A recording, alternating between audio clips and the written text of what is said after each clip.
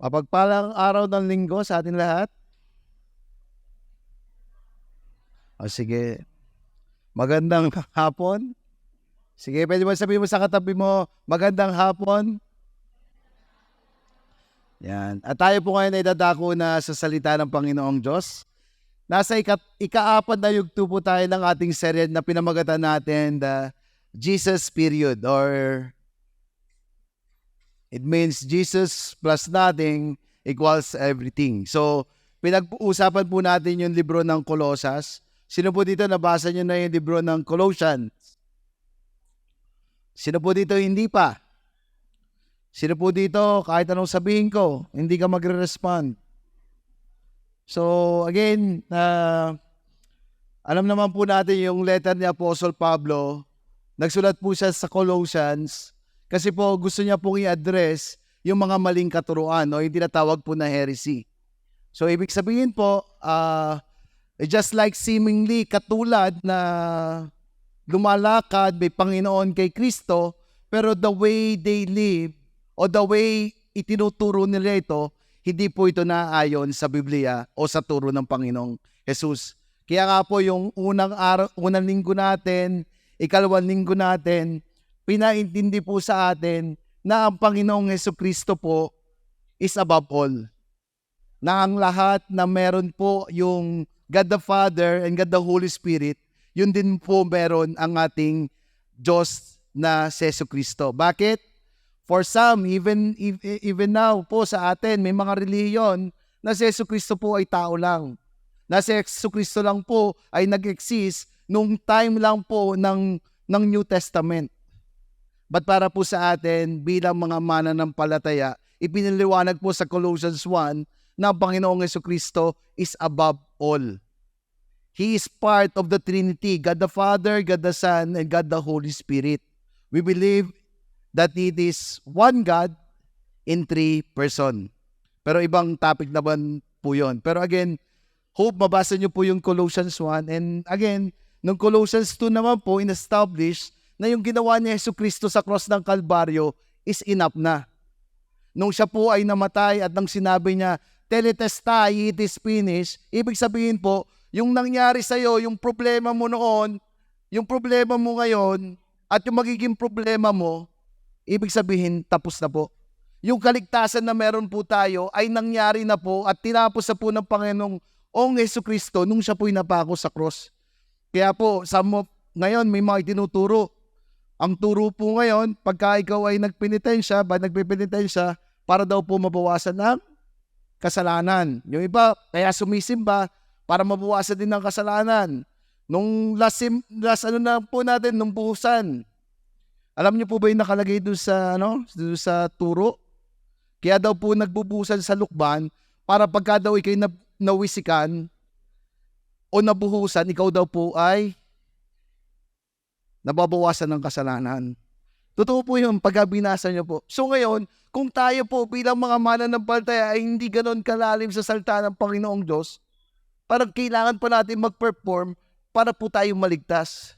But in the second, in Colossians 2, in-emphasize ng Panginoong ni Apostle Pablo doon na yung ginawa ni Jesus ay enough na. Hindi mo na kailangan na yung mga Jew, di ba? O yung namana pa nila kay Moses, yung mga tawag doon, yung bago kumain, kailangan may mga ritual pa. So, yung mga kinakain, dapat ganito lang. Kaya nga sa atin po dito sa Victory, bawal po tayong kumain ng dinuguan. Ano nyo po ba yun? Pag walang puto. Pero pag may puto, hindi, nagbibiro po. Kaya sa atin, parang yung ginawa po ni Kristo, everything po ay tapos na po. Kumbaga, yung kaligtasan na meron tayo, it is finished.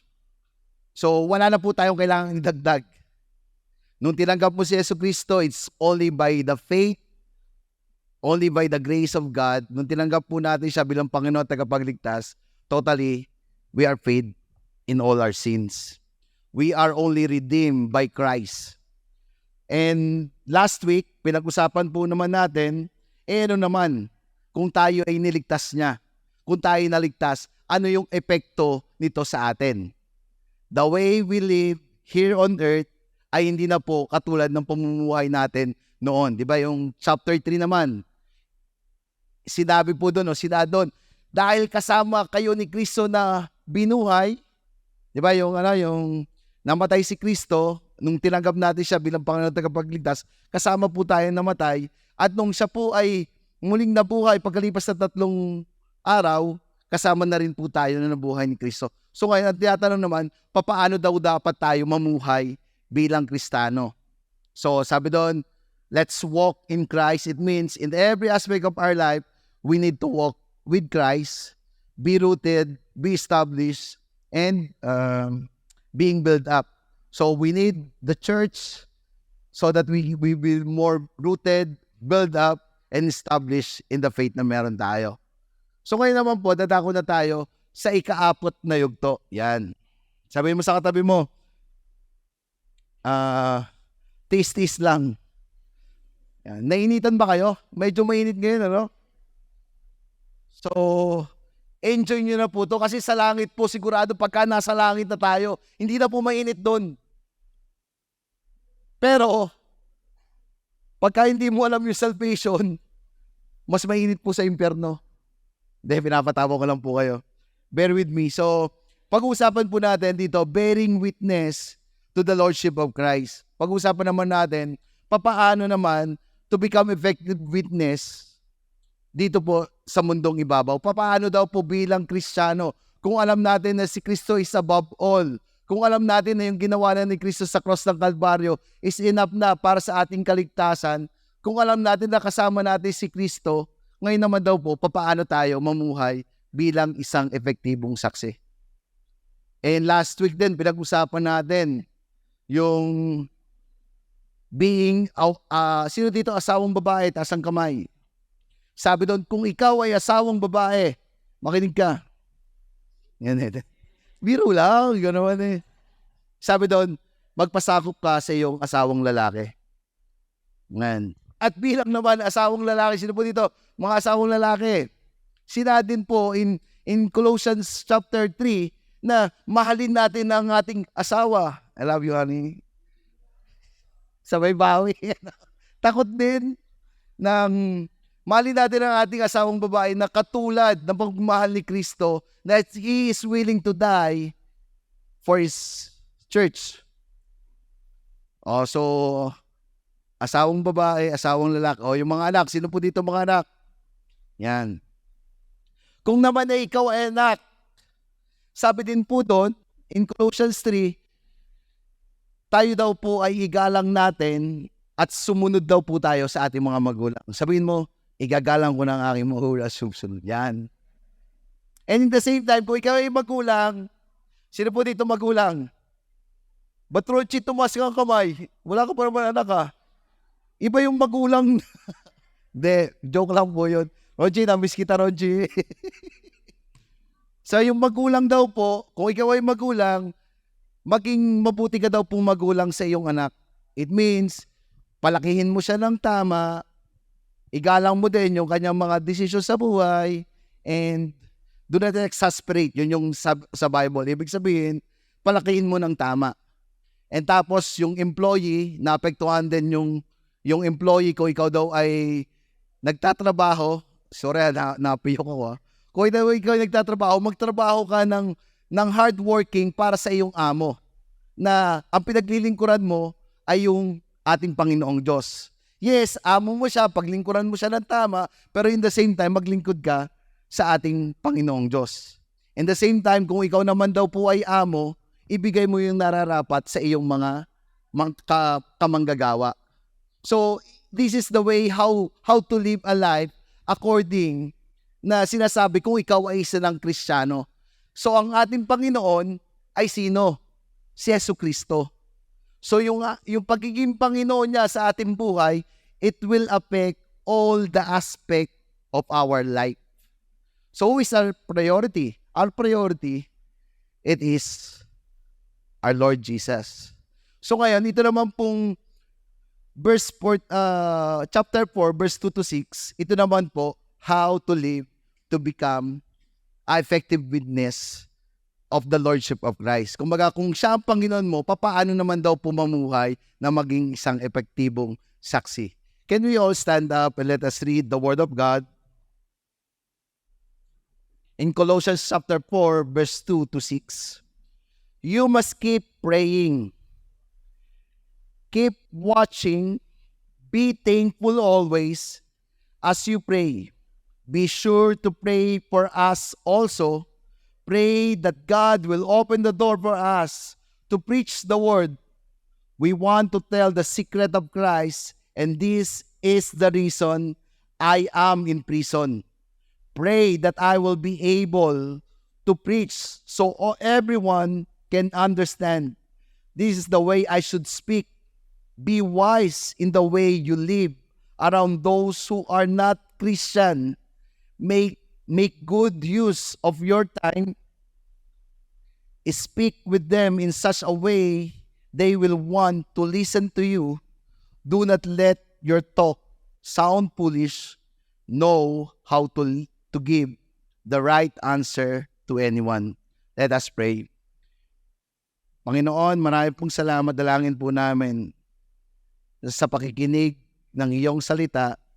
Turuan mo po kami papaano mamuhay nang naaayon sa nais mo sa aming mga buhay. Dalangin namin na maging kaming isang epektibong saksi, na pati ang aming mga buhay ay isang kaaya-aya na makita kung sino ang tunay na sumusunod sa nais mo sa mga tao, Panginoon. It means the way kung ikaw ang aming Panginoon, it will attract also those people who do not know you. I pray that you will help us to understand ano yung mga bagay na ninanais namin na mabago sa amin. At alam namin, by the help of you, God the Holy Spirit, who's living in us, it will truly will happen na kami ay mamumuhay na naaayon sa nais mo. In Jesus' name we pray. Amen. So again, sabi ko nga po, papaano mamuhay? Una daw po, sabi daw po dito, let's be prayerful. Point number 1, we are witness of Christ's Lordship through our prayer. So paano to be effective witness? Ito daw po ay nakikita sa ating pananalangin. Colossians 4:2 says, devote yourself to prayer, being watchful and thankful. Sinasaad po dito na kung ikaw daw po ay Kristiyano, paano ka magbe-bear witness? Mamuhay ka daw po, okay lang. Mamuhay ka daw po na deboto sa pananalangin. When you say devoted to prayer, it means devoted means being focused on the particular things, almost exclusively having strong loyalty and dedication. So sinasaad dito na focus ka lang. Ano yung with the capital P, focus. Yung pagang become exclusive, become devoted in prayer. In other version, be persistent, be faithful, never stop. Or in Tagalog, magpakatiyaga kayo, manatili. So yun daw po yung sinasaad na we can be a witness kung tayo daw po ay deboto na nagdadasal. Nung kami po ipapunta dito kaninang umaga, kasama ko po yung mga anak ko. Sabi ko, anak, bakit kailangan magdasal? Ayun, kasi kami po, nagpre-pray po kami muna bago kami pumunta.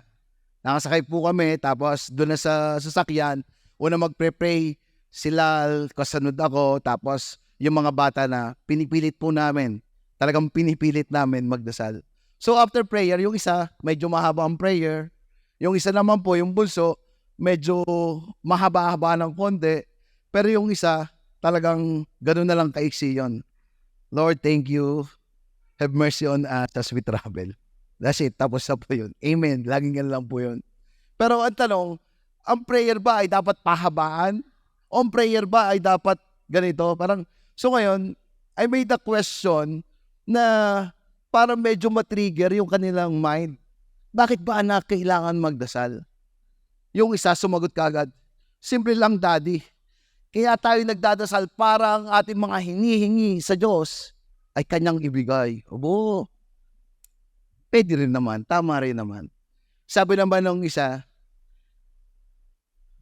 para makipag-usap sa Kanya. So, ang sinasabi niya, minsan na nga lang magdasal, ay kailangan natin makipag-usap sa Kanya.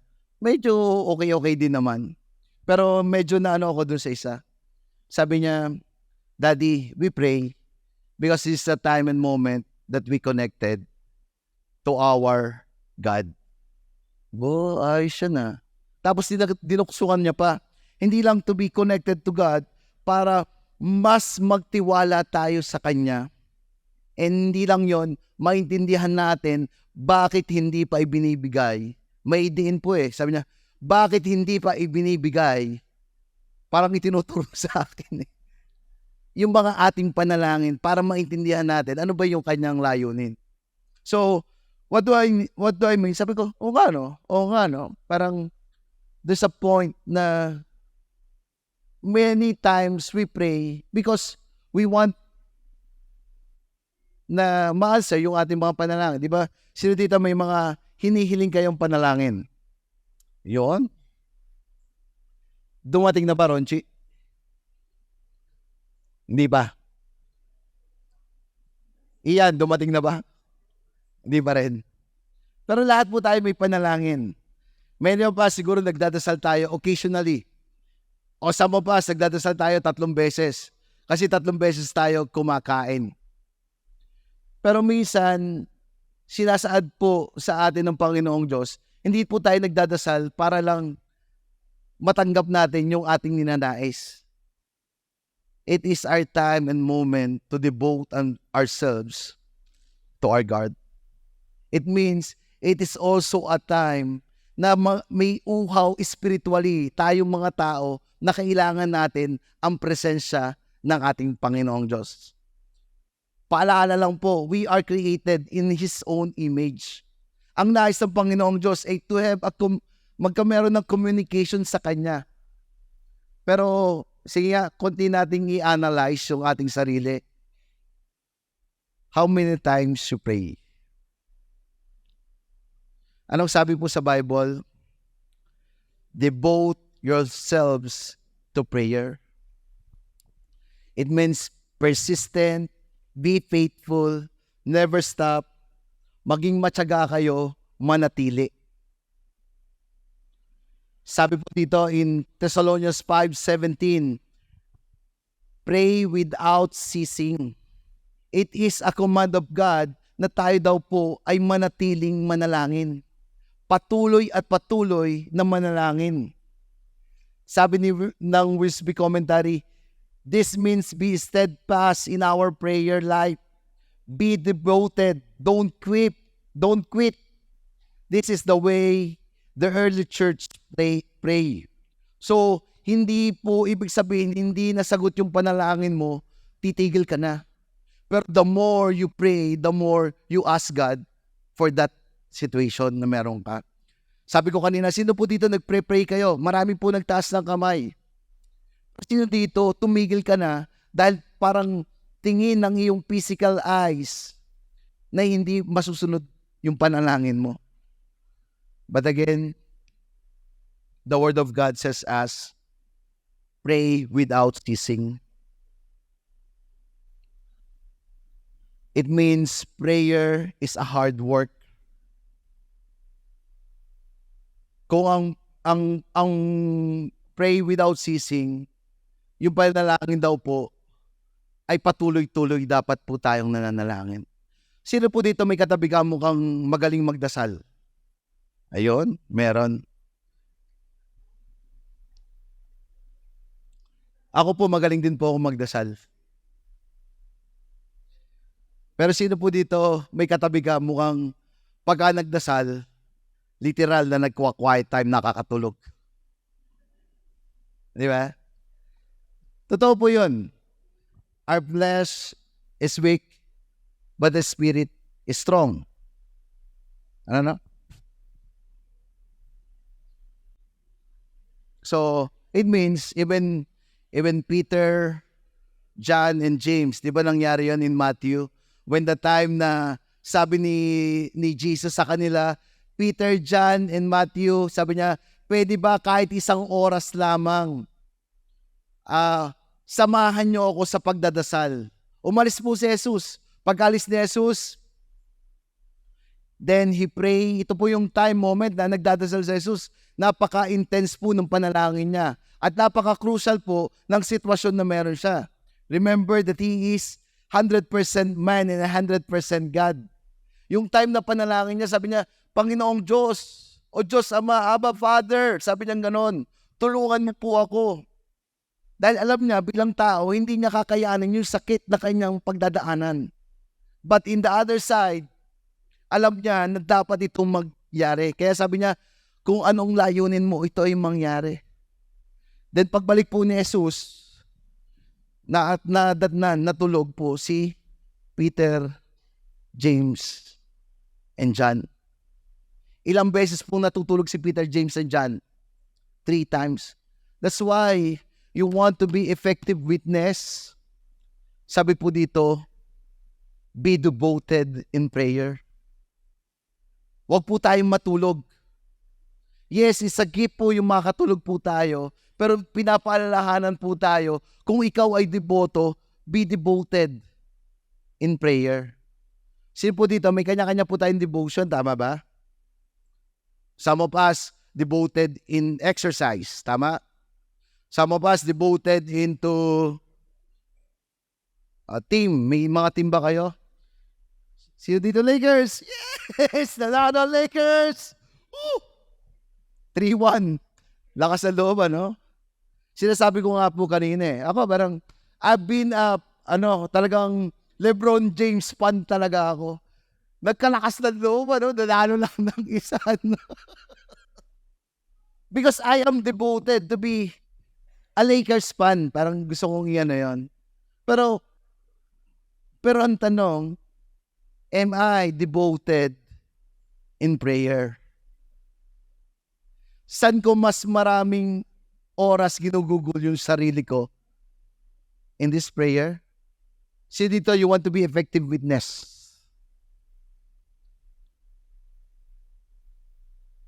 In Colossians, sabi niya, devote yourself into prayer. It means, pagkagising mo sa umaga, yung passion mo, yung nais mo, is to pray. Natural po na hindi po instantly napakinggan mo yung word, prayerful ka na kagad. Tama ba? Sino po dito prayerful ka? Hindi kagad. Pero every time you hear it, it is a command of God. Pray without ceasing. Maya't maya, anong niisip mo? We should communicate to the Lord. Honestly, ako po, guilty ako dito. So, yes, I pray naman po. I pray for our leaders. I pray din naman po for our church. I pray din po doon sa team. Bago ako I pray. Pero when I hear this, be devoted. When I analyze myself, am I devoted in prayer? Kasi yung prayer pala na being devoted, it is persistent. Hindi perke hindi okay yung gising mo, hindi ka na magdadasal. Hindi perke ang pangit na nung nangyayari sa buhay mo, tapos paggising mo pa sa umaga, ang pangit pa rin nung makikita mo sa salamin. Parang hindi ka na magpre-pray. Sabi po sa word, be devoted in prayer. Ako po ngayon medyo papasinan ng iba, Pastor, ba't ka pumapayat? There's a need. That's why I need po na mag-exercise. Tumataas ang presyon ko na hindi na po tumataas yung presyon ko, but also yung tumaba po ako nitong year 2024. That's why there's a need na ako po ay mag-jogging everyday. Sabi ko nga, ilang oras ako nagja-jogging? Ilang oras ako naglalaro ng basketball? Ilang oras ako na nagbabasa ng word? Parang ganon. Ilang oras ako nag-spend time sa asawa ko? Meron kang ibang oras eh. Pero ang tanong ko, am I devoted in prayer? Lahat ba ng pumapasok sa mind ko, do I pray? So that's why ngayon parang when I hear this message, I challenge myself to be pray without ceasing. Na dapat yung mind ko ngayon, yung heart ko ngayon, yes, masaya ako dahil nanalo si Lakers dahil nanalo. Pero through that panalo ng Lakers, nagdasal ba ako? Should be actively prayer, should be thankful yung prayer. So, prayer is a hard work. Prayer, so, be devoted in prayer, watchful, and thankful. Yung prayer daw po, we need to be watchful. Bakit kailangan natin maging watchful? Remember, the enemy is always there. In 1 Peter, sabi doon, the enemy is like a roaring lion, always trying to devour. Andyan lang po yung enemy na gusto lagi po tayong atakihin. In times of your need, nandyan po sila para tayo ay patayin, sirain at wasakin. Kanina nagano kami, marriage prep seminar. Kaway-kaway naman dyan yung mga ikakasal na. Yun. Malapit na ikasal. Isa sa topic namin doon, the three strand are not easily broken. Yung three strand, ang relationship na yun, ikaw, yung magiging asawa mo, and the same time, si God. Bakit kailangan si Jesucristo ang sentro ng marriage? Kasi ang enemy ng dyan para sirain yung marriage o yung kasal ng mag-asawa. Bakit? Pagka nasira ito, it will affect the whole part of the family. And even to us, lagi ko po itong tinatanong, nasaan ang demonyo? Nasaan ang enemy? Nandito pa sa simbahan o nasa labas? Gusto ko po sabihin, ang demonyo po nandito sa loob ng simbahan. Ruth, ba't nakatingin ka sa akin? Tingin mo ba ako yung demonyo? Hindi po. Bakit nandito sa loob ng simbahan ang demonyo? Kasi nandito na yung mga dating kakampi ng demonyo. Nandito na yung dati na hindi na kailangan kantuksin dahil hinahabol mo na yung kasalanan. But ngayon, dahil nakilala mo na si Kristo, ikaw ay lumalakad na nang naaayon sa nais niya. That's why andito ang enemy. Bakit? Anong gusto ng enemy? Ba't siya nandito? Gusto niyang ibalik ikaw doon sa dati mong pagkatao. Gusto niyang magsinungaling, gusto niyang sirain, gusto niyang wasakin yung sarili, yung tayo. That's why I ask each one of us, be watchful in prayer. Every moment, every aspect of your situation, of your life, we need to consider it to pray to God watchfully and thankfully. Hindi lang po sinabi na watchful, but also thankful. Sino po dito, medyo, pagka sinabing prayer, medyo naboboringan ka? Or dati, pagka nagpre-pray ka, medyo talagang devoted ka na mag-pray. Gusto nyo pong on fire in prayer? Be thankful. Kasi pagka daw po naging thankful ka na, in every prayer that you have, at you've been thankful, sabi daw po doon, it will energize the way how you pray. Hindi po perke pangit yung sitwasyon mo, o hindi po perke hindi nangyari yung ninanais mo, ibig po sabihin, hindi na po tayo pwedeng mag-thankful sa Panginoong Diyos. Minsan po, idinedelay ng Panginoong Diyos na sagutin yung ating panalangin para po mas maintindihan natin na may mas maganda pang plano ang Panginoong Diyos para po sa atin. Be thankful. Ako po, lagi ko pong sinasabi dito noon, nung ako po ay na-in love, sino po dito mga in love? But Yung pag-ibig ko parang somewhere daw, we have the right love at the wrong time. Hindi po pa tama. And in the same time, hindi pa po kami parehas Kristiyano. But when the time na namili ako, ang Panginoong Diyos ba o yung aking someone, I choose God. Pero when I choose God, andun po na laging sakit po ng aking pakiramdam. Alam mo ba yung panalangin ko? Talagang umiiyak ako. Sabi ko, bakit po hindi na lang siya? Sana siya na po. Naiyak po akong ganun. Pero look, after how many years, tamo naman po yung binigay sa akin ng Diyos. Ayos. Hindi, totoo po. Honestly, sabi ko, that's why hindi siya binigay because there's a better, there's a best.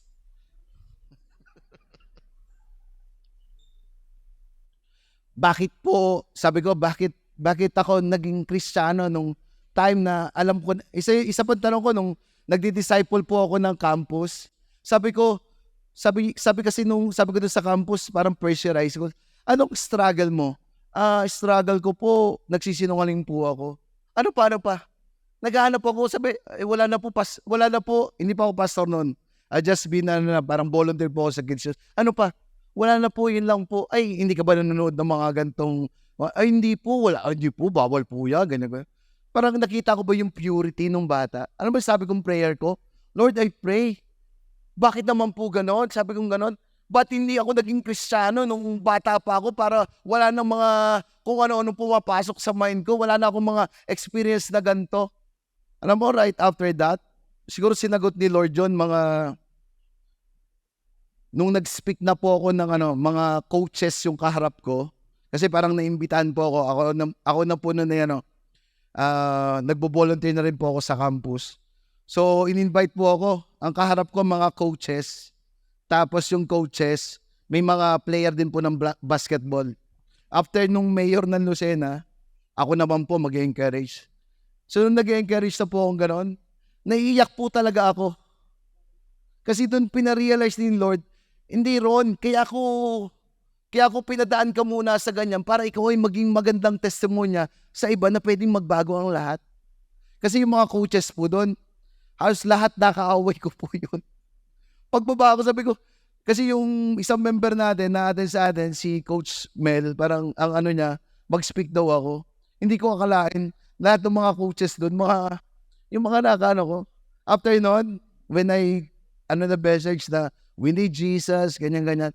Yung mga coaches mo ba, pare, ibang-iba ka na ngayon? Nagbago ka na pala?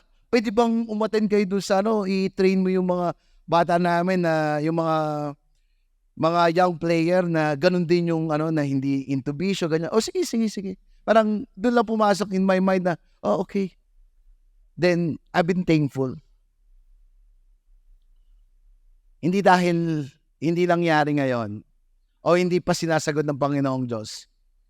Yung panalangin natin medyo maglalaylo. Hindi, mas lalo po natin tayong manalangin. Mas lalo pa tayong maging watchful. Mas lalo pa po tayo maging thankful sa Panginoong Diyos. Can we all, parang bago ako pumunta sa point number 2, can we have application? Can we all close our eyes? Sabi po dito, be devoted in prayer, watchful and thankful. Can we apply today na kung ikaw'y naandyan, pwede ba ikaw magdasal sa Panginoon that your prayer you will be devoted, you will be watchful, and you will be thankful. For 1 minute, may sounds tayo dyan. Let us pray. Lord, thank you that we are here, that we are be thankful. Lord, thank you for all your goodness. Thank you, God, that knowing you as our Lord and Savior of our life is the best ever na regalo na aming natanggap. And we pray, God, that we will live according to what you want us to be. We pray today as we understand that we need to be devoted into your prayer. We pray, God, na ikaw mismo, ang aming Panginoon, ang gumising sa amin, mag-remind sa amin na we need to communicate to you. That you are the source of everything we have. Lord, also we pray na lagi po, Panginoon, kung kami ay nagugutom sa pamamagitan ng aming flesh, but today, Lord, ang bawat isa sa amin, gutumin mo rin spiritually, that in every day, every time, every hour, every second, we are really hunger for your presence. Lord, we pray that you are the source. We pray, God, that we will be devoted, we will be watchful, and we will be thankful in every prayer we had. We want more of you, Jesus. In Jesus' name, amen and amen and amen. Sige po, point number 2 natin. We are witnesses of Christ's Lordship by proclaiming the gospel with clarity. So, hindi lang po by prayer, but by proclaiming the gospel with clarity. Sabi po sa Colossians 4, verse 3, and pray for us to that God may open the door for our message so that we may proclaim the mystery of Christ for which I am in chain. Ito po yung panalangin ni Pablo na sinasabi niya rin sa kanyang mga Colossians. Sabi niya po, it is a prayer po na unselfishly prayer. Gusto ko po yung ipaalala sa inyo, nung sinabi po ito ni Pablo, siya po ay nasa kulungan. At dahil po siya ay nasa kulungan, ano po yung prayer na gusto mo pag ay nasa kulungan? Siyempre, makalaya ka. Pero anong sabi niya dito? Ipagdasal niyo rin ako na maiproklam ako ang mabuting balita o yung ginawa ni Kristo in which clearly, and pray for us to that God may open the door, our message, so that we may proclaim the mystery of Christ for which I am in chain. So makikita po natin dito yung panalangin ni Apostle Pablo. Ay sinasaad niya, hindi lang tayo mag-pray devotedly, actively, watchfully, thankfully, but also we pray purposefully. May layunin. Ano sabi ni Pablo? May proklama niya ang mabuting balita o misteryo ng Panginoong Jesus. Yung prayer niya po dito is not prayer of a prayer na makasarili. But ang prayer niya pa rin po ay may layunin at may nais siya. Kung tutusin, mga bago pa lang po yung mga mananampalataya sa Kolose. Pero hindi po ito matter kung bago ka mananampalataya. Pero si Apostle Pablo po mismo, na isang magaling na evangelist, magaling na church planter, magaling na writer, ang sabi daw po niya noon, kailangan ko ng panalangin ninyo. Panalangin para maiproklama ko ang salita ng Panginoong Diyos. You want to be effective witness bilang ang Panginoong Jesus ang Panginoon natin? We need someone na magpre-pray po sa atin. Ako po, bilang pastor, maraming pong salamat sa mga panalangin niyo po sa akin. At kung hindi niyo pa po ako pinagdadasal, hope, paglabas niyo po dito, pagka naalala niyo po ako, isama niyo po ako sa panalangin ninyo. There's a need ng prayer. And some of you po, kaya po lagi natin i-connect sa simbahan. Nakakaawa po ang isa sa atin kung tayo po ay walang nagdadasal para sa atin po. That's why we need one another. We need someone to pray for us. And what is a prayer? Prayer forcefully or purposefully. Si John Buyan po, when was arrested for preaching illegally and put into prison, he was told that he would be released if he promised to stop preaching. Si John Buyan po is a writer, also a preacher ng mabuting balita. Pero sabi niya doon, sabi sa kanya, kung ikaw ay palalayain dito, palalayain ka namin. Pero pagka pinalaya ka na namin, huwag ka na mag-preach ng gospel. Pero sabi niya po, if I am out of prison today, He replied, I will preach the gospel again tomorrow by the help of God. Sabi niya po dito, no matter what, ikulong niyo pa ako ng ikulong, patuloy kong iproproklama ang mabuting balita. Just like Apostle Paul, nasabi noon, kaya ako nakulong dahil dito sa pag-share ng mabuting balita. Pero in the end of my days, patuloy ko pa rin may proklama ang mabuting balita clearly.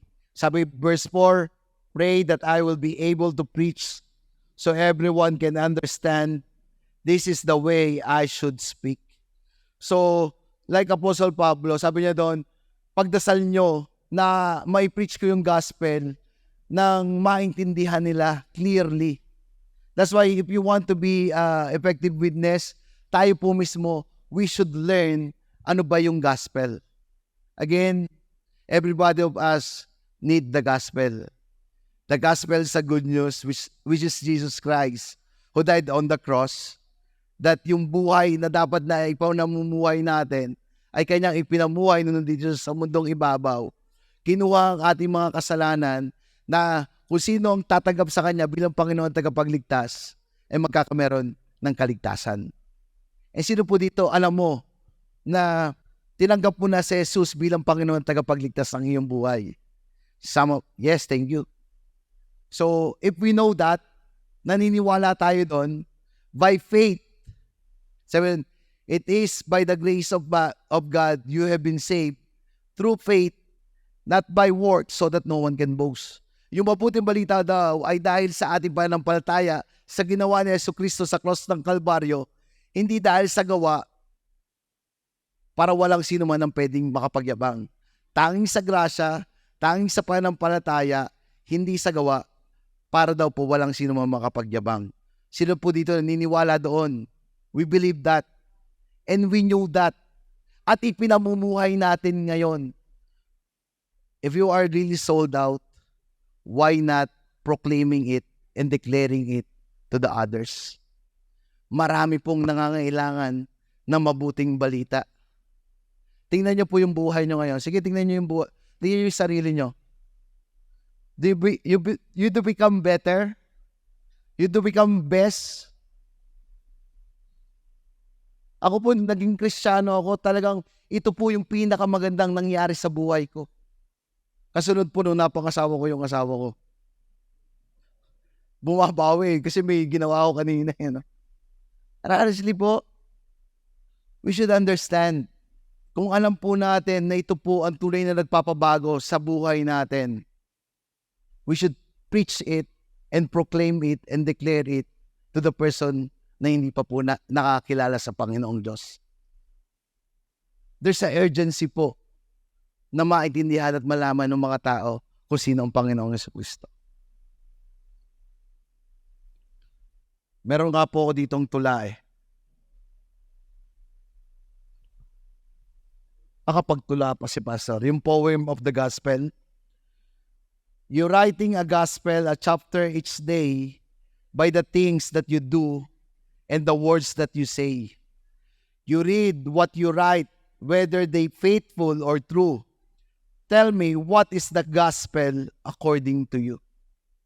Kung tayo daw po mismo ay yung ating daw pong pamumuhay, ay atin daw po, yung gospel daw po, ay sinusulat natin in every day of our life. When we read it, papaano naman daw po tayo namumuhay according to the gospel? So the gospel will affect the way how we live. If we know the gospel, if we believe in the gospel, if we live in it, the gospel, we can proclaim it and we can declare it to the people who is in it. Nagbibiro po ako kanina. Ngayon medyo lumalamig na, no? Diba, ramdam nyo na, no? Kita ko si Joyce kanina, ang init, oh. Ano pa ang meron sa langit? We need to pray for those people who is not already accepting the gospel. Meron ba kayong mga kamag-anak na hindi pa nakikakilala sa Panginoong Jesucristo? Meron ba kayong mga katrabaho? Meron ba kayong mga mahal sa buhay? Kailangan po nilang mapakinggan ang mabuting balita. Bakit po tayo nandito ngayon? Isa lang po yan. May nanalangin para sa iyo na ikaw ay makatanggap sa Panginoong Diyos. May nag-share ng gospel sa iyo para ikaw ay makatanggap sa Panginoong Diyos. Kung tayo po naniniwala, kung tayo po ay pinamumuhay natin ang mabuting balita, kailangan po natin iproklama at ibigay ito sa iba. Tomorrow po, I will speak po sa flag ceremony ng LGU po, yung sa City Hall. Alam niyo po, nag-iisip ako ng magandang mensahe. Pero because ito yung prayer ni Apostle Pablo, sabi doon, pag-prayan niyo ako na maiproklama yung misteryo ng Panginoong Hesus. Pag-prayan niyo ako na pagka-i-preach ko yung mabuting balita, it will be clearly to all the people. Please pray for me. Kasi wala po akong ibang mensahe na sasabihin bukas. Last time nag-preach ako about rest. Last time about their future.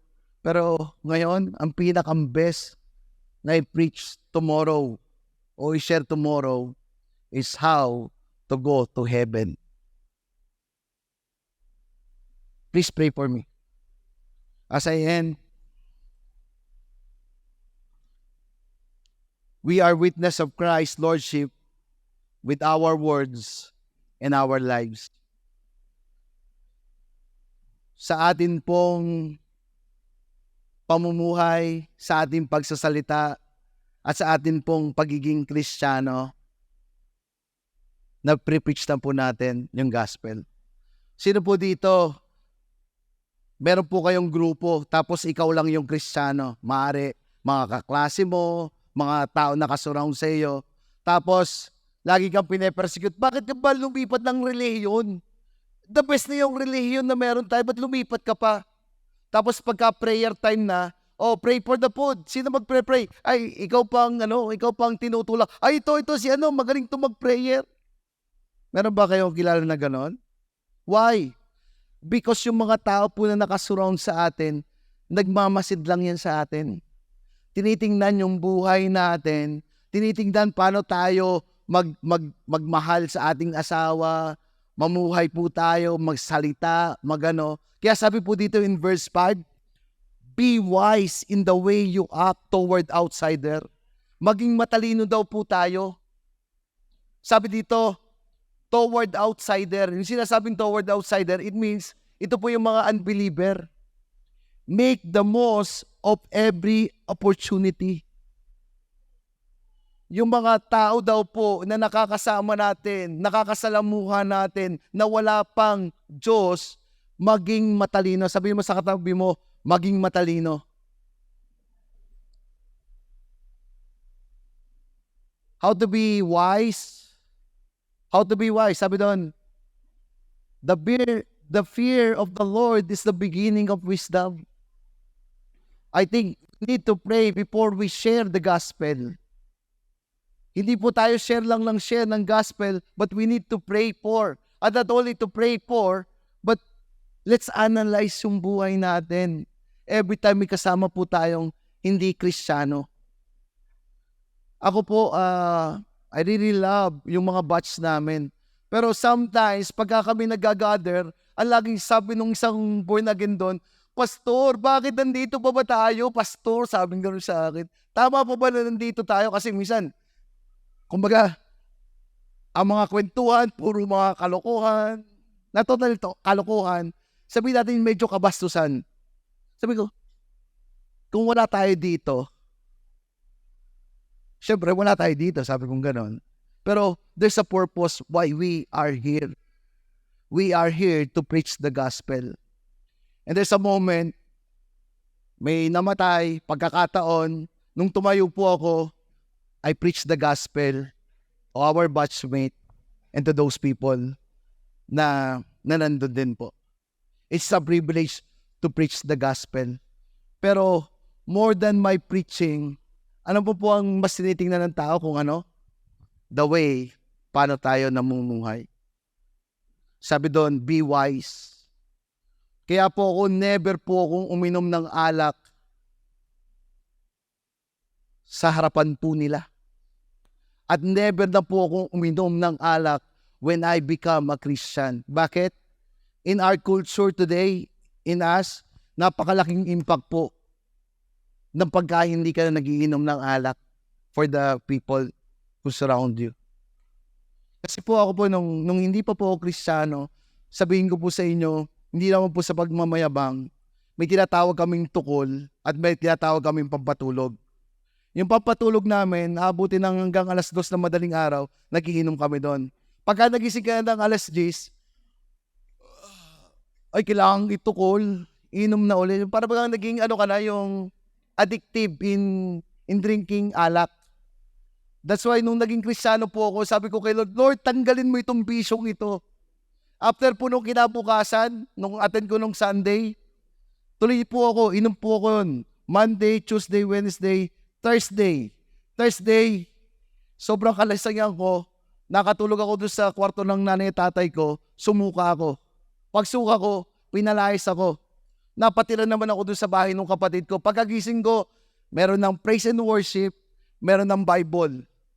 Tapos yung kapitbahay namin, mga na-attend sa Victory, nagbi-Victory group kami. Or minsan tambay lang ako doon. Then I realized, mga lalaki, tumatambay, walang alak. Bakit ganun? Mga bading ata itong mga ito. Pero I enjoy. Maabot kami ng alas 12, kwentuhan lang, and we enjoy. Then, kinabukasan, yun na naman, makikinig ko. Ganda naman, praise and worship na naman. Tapos may Bible, o tawing, sabi sa anong kapatid, basa kang Bible. After how many, Thursday, Friday, Saturday, Sunday, attend ng church, Monday, Tuesday, Wednesday, tumawag yung tatay ko. O tawing, anong ginagawa mo pa dyan? Umuwi ka na, walang maghahatid ng video, okay. Ano mo yun, parang sabi niya, uy, biglang naging okay yung relationship namin tatay ko. Pag uwi kong ganon, ayan na, maghahatid na naman akong video, okay. Siyempre, inuman yun, kada hatid mo. Uy, pare, pagi ka muna, pampalakas. Gagano'n. Wala po, never na. Never na po akong uminom ng alak. Theologically, pagka sinabi niya sa akin, pastor, hindi naman bawal uminom ng alak ka. Sabi sa Bible, siya pa nga nagbigay ng alak doon sa yung first miracle niya, nagbigay siya ng alak. Yes. But it should be wine. May nag-message sa pastor, okay lang bang uminom ng red wine? Pwede naman. Nakita ko sa My Day, hindi red wine, red horse nakalagay. Pero what do I mean? Yung ininom po doon wine. Tapos yung in the same time, bakit hindi po ko uminom ng alak? I don't want to be a stumbling block to those person na dumadaan din po sa struggle na meron ako. Halimbawa, may bagong member. Halimbawa, ito, atin na lang. May bagong member na umaattend sa church. Tapos, ang problema niya, alak. Ay, nakita, okay lang pala ng kakaunti. Tapos, sabi pa, ay, depende sa kakaunti. Pagkakakaunti, ano lang yan, hindi kasalanan yan. Ay, kung ang kakaunti sa kanya, 3 case. Don't be a stumbling. For me, it's my testimony not to drink alak, especially sa kanila. Bakit? I want to be effective witnesses. Ngayon, ano po yung na-realize ko? When I play basketball naman. Kasi basketball, lagi talaga medyo physical po ako maglaro eh. Pero sabi ko, ano yung magandang way? O paano ko po gagawin that I will not be a stumbling block to those people who surround me? The way, paano ako magsalita? Kanina sabi ko, ang hirap po mag-preach dahil andito po yung asawa ko at andito yung anak ko. Bakit? Kung sino po mas nakakakilala sa akin? Yung asawa ko at yung anak ko. Sabi ko sa kanila, how can I be a good husband and a good father for all my wives? Hindi. Sa aking asawa. Hindi po ako nandito para i-guilt feeling kayo, pero kung ako po ay tinamaan ng salitang ito, that be wise in the way you act towards the outsider, I believe also of us, bilang po mga Kristiyano, the way how we live, ito po ang mas epektibong way to be a witness of the Lordship of Christ. Marami pong born-again churches din po. Marami din pong relihiyon. Pero you know what? Kahit saan po tayo pumunta, I believe that Jesus is enough. What Jesus did is enough to change our life po. Among you here, you have a struggle? Meron po ba? Ako lang? Kaya babalik ko ulit. Asawang babae. Asawang lalaki muna. Asawang lalaki, sino mga asawang lalaki dito? Mahalin nyo at mamahalin ko ang asawa kong babae na katulad ng pagmamahal ni Kristo na namatay siya sa simbahan. If you are asawang babae, kung ikaw ay asawang babae, taas mong kamay, magpasakop tayo sa ating asawang lalaki. Kung ikaw ay anak na babae, kung ikaw ay anak, pwede bang sabihin mo na igagalang mo at mamahalin mo ang iyong mga magulang at susunod ka sa iyong mga magulang? Kung ikaw ay magulang, pwede ba sabihin, palalakihin ko at aarugain ko ang aking mga anak ng naaayon sa nais ng Panginoong Diyos kung paano sila lalaki. Kung ikaw ay empleyado, magtatrabaho ko ng naaayon sa nais ng Panginoong Diyos sa aking pagtatrabaho. At kung ikaw ay employer naman, ibibigay ko yung nararapat sa aking mga nagtatrabaho sa akin. So can we all stand up today? How do we effectively bear witness to the Lordship of Christ? We are witness of Christ's Lordship with our words and conducts. Our confession of the Lordship of Christ should affect every aspect of our lives. Let us pray for the day. Lord, thank you that we are here today. We want and we are really surrendering all the aspect of our life. If you are that person that somehow, in 3 aspect na to na pinag-usapan natin, na una, you are not been devoted in prayer. Maybe you pray pagka need mo lang ng prayer, o may kailangan ka lang sa Diyos. But hearing this message, if you are that person na sinasabi mo, Lord, I want to be devoted in prayer. I want to pray for you, Lord. You see the person that she want to be devoted in prayer to you. I pray that you will give them, Lord, the spiritual hunger to hear your presence. I pray, God, that in every day they will pray without ceasingly. Lord, thank you that they will be watchful and they will be thankful every time they pray. Lord, bless this person. If you're that person that you want to preach the gospel clearly, I want to pray for you. Lord, thank you because unang-una tinanggap nila si Jesus, kayo Panginoong Jesus bilang Panginoon at tagapagligtas. At naniniwala sila sa iyo na tanging ikaw lang ang nagbigay ng kaligtasan sa kanila. We pray that you also will help all of us to preach the gospel clearly. Lord, bless this person in Jesus' name.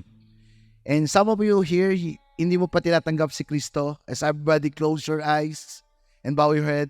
If you're that person that you want to accept Christ as Lord and Savior of your life, gusto mo tanggapin si Jesus Kristo bilang Panginoon at tagapagligtas mo ngayon, pwede mo bang itaas yung iyong kamay? Yes. Yes. Thank you for your braveness. Sabayan mo ko sa akin panalangin.